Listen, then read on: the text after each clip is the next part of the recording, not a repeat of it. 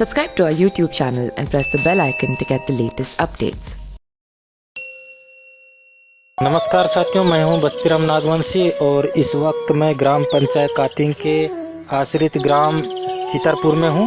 प्रखंड चैनपुर, जिला गुमला, राज्य झारखंड में आता है। और यहां पर मेरे साथ में एक साथी जुड़े हैं, तो आइए पहले जानते हैं उनका परिचय। अच्छा, आपका क्या नाम है भैया? मेरा नाम बर्थुलोमी लकड़ा, ग्राम चितरपुर। तो अच्छा, आप ये बताइए कि आपके गांव का नाम चितरपुर कैसे पड़ा? तो हम लोग का गांव का ये हिस्ट्री है कि हमारे गांव में एक पौधा होता था जिसको आदमी लोग सीतावर के नाम से जानते हैं। तो पूरा गांव में छाया हुआ था, तो वही पौधा का नाम से हमारे गांव को चितरपुर कहा गया, जो कि अभी तो दवा के रूप में भी काम आता है सीतावर। अच्छा, यह पौधा किस बीमारी के काम में आता है? कौन सी दवाई है? जो बड़ा बीमारी बोलते हैं ना, बच्चा लोग को पकड़ता है, ये बेहोश से नहीं हो जाता है।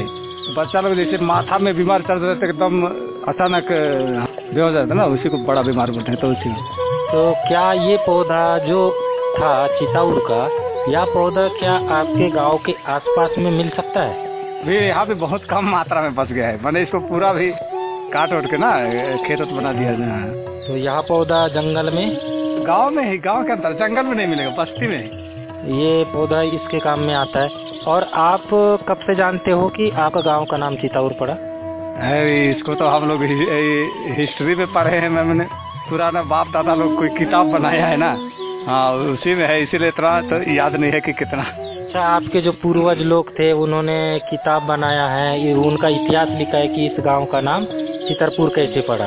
अच्छा, तो सबसे पहले यहाँ गांव में कितने घरों की संख्या थी उस समय? तो अभी कहने से अभी तो 107 घर है। तो साथियों, आपने सुना ये चितावर गांव की कहानी। बहुत बहुत धन्यवाद। चितावर की लकड़ी विशेषतया लोगों को इसकी कम जानकारी होती है, पहचान तो वो पाते ही नहीं, इसीलिए लोगों को मिलती भी नहीं। और इसकी खोज का सहज तरीका है नीलकंठ। मैं महादेव नीलकंठ की बात नहीं कर रहा, अपितु नीलकंठ पक्षी की बात कर रहा हूँ। यह लकड़ी नीलकंठ पक्षी के घोंसले में प्रयुक्त होती है। इस लकड़ी की पहचान नीलकंठ को होती है। यह सब प्रयोग बहुत पहले से जानता था, क्योंकि जब बचपन में छोटा था तब तंत्र मंत्र में रुचि होने के कारण गांव में रहने वाले तांत्रिकों के साथ बैठना उठना रहता था। रात्रि के पहर में कुछ तांत्रिक हमारे ननिहाल के घर के बाहर लगे मैदान में आग के पेड़ के नीचे बैठकर बातें किया करते थे। साधना, अनुभव की चर्चाएं, बहुत सी बातें बैठकर सुनता रहता। आपस में चिलम पीते हुए, वातावरण को गांजे के धुएं से सराबोर करते हुए कई प्रयोग बताते, जो पीढ़ी दर पीढ़ी उन्हें ज्ञात हुए उनके तांत्रिक दादा परदादा से। तब मैंने ये जानकारी सुनी थी कि एक लकड़ी होती है जिसके अंदर अद्भुत क्षमता होती है कि जब वो व्यक्ति को मिलती है तो स्वयं की रक्षा के लिए साधक को भय दिखाती है, नाग के रूप का आभास देकर। आज भी भारत में कई ऐसी जड़ी है जिनको व्यक्ति अपने पैर के नीचे रख ले तो भरी दोपहरी में भी उसे तारामंडल अर्थात आसमान में सूर्य की रोशनी में भी तारे नजर आते हैं। सुनने में तिलिस्म सा लगता है, लेकिन रहस्यों से ये भरी बातें उतनी ही सत्य हैं जितना सत्य इस दुनिया में मृत्यु है। आइए अब चितावर लकड़ी का प्रयोग मैं आपको बताता हूँ। इस लकड़ी की विशेषता है कि कड़े से कड़ा लौह यह लकड़ी काट सकती है। सुनने में तिलिस्म जरूर है, मगर सच है। किसी विशेष नक्षत्र को नीलकंठ के घोंसले का पता करें और देखिए कि उसके अंदर अंडे तो नहीं हैं। यदि नहीं है तब नक्षत्र में उसे ले आए उस घोंसले को, और उस घोंसले को नदी के पानी में तोड़कर बहाएं। जो जड़ी चितावर की होगी वो सर्प की भांति लहराते हुए चलेगी। कुछ में तो अति तीव्र लकड़ी जो बहुत कम मिलती है, सर्प की भांति पानी की धार में विपरीत दिशा में भागने लगती है। साधक को समय नष्ट किए बिना उसे पकड़ लेना चाहिए, और फिर कुछ पूजन के बाद यह जड़ी साधक लौह को काटने में प्रयोग कर सकता है।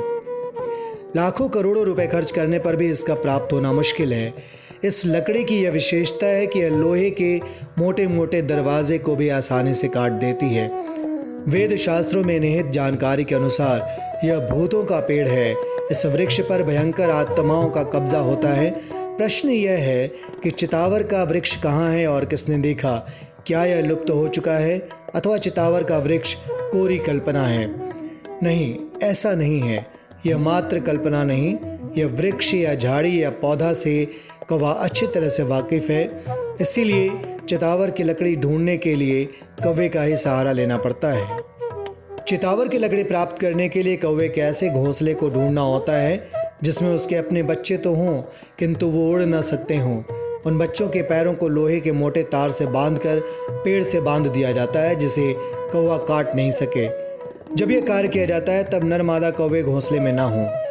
अपने बच्चों को घोंसले में बंधा देखकर कौवे चितावर की लकड़ी की तलाश में उड़ जाते हैं और तभी लौटते हैं जब उन्हें यह लकड़ी मिल जाती है। उससे अपने बच्चों के बंधन काटते हैं और अन्यत्र उड़ जाते हैं। यह महाचमत्कारी लकड़ी वहीं पड़ी रह जाती है।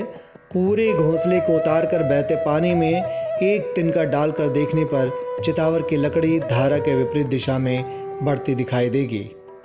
इस चितावर की लकड़ी को जिस किसी शत्रु के घर में रख दिया जाए या गाड़ दिया जाए वो परिवार विनाश के कगार पर पहुंच जाता है। कुछ विशेष मंत्रों से अभिमंत्रित कर इस चितावर की लकड़ी का प्रयोग करने पर इससे इच्छानुसार परिणाम प्राप्त किए जा सकते हैं, जैसे शत्रु को घोर कष्ट देना, मृत्युतुल्य कष्ट देना, परिवार में दुर्घटनाएं देना, उसके घर को बांध देना, शत्रु को परास्त कर देना। इनमें राम, नृसिंह, कृष्ण, काली आदि के मंत्रों का प्रयोग उद्देश्यों के अनुसार किया जाता है। Subscribe to our YouTube channel and press the bell icon to get the latest updates.